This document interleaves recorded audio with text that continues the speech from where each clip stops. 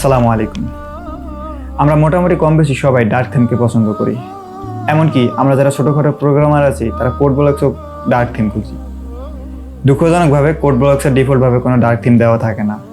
কিছু ছোটোখাটো প্রসেসের মাধ্যমে CodeBlocks ডার্ক থিম করা যায়। আজকের এই ভিডিওতে আমি দেখাবো কিভাবে আপনি ডার্ক থিম ইউজ করবেন CodeBlocks। তো চলুন আর কথা না বাড়িয়ে আমরা কম্পিউটার স্ক্রিনে চলে যাই।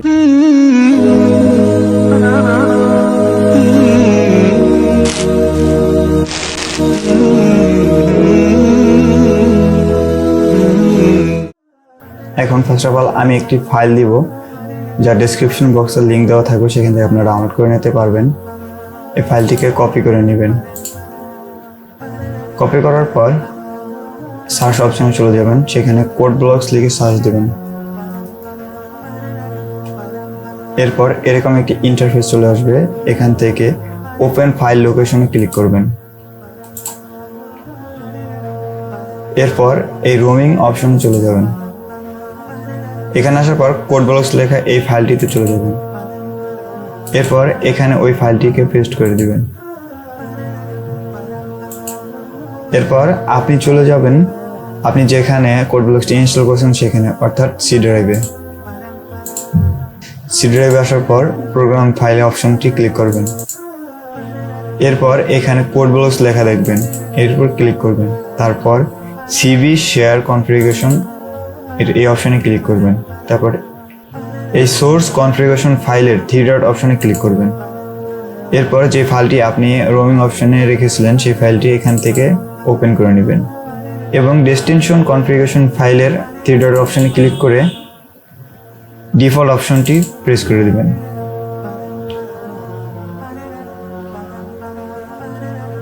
এরপর সবগুলো অপশনকে টিক মার্ক দিয়ে দিবেন।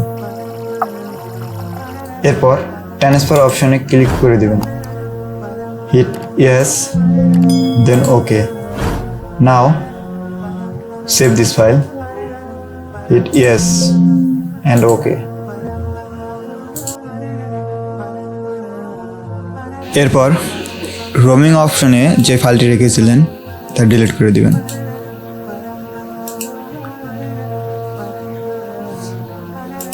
এরপর আমরা CodeBlocks সফটওয়্যারটি ওপেন করব।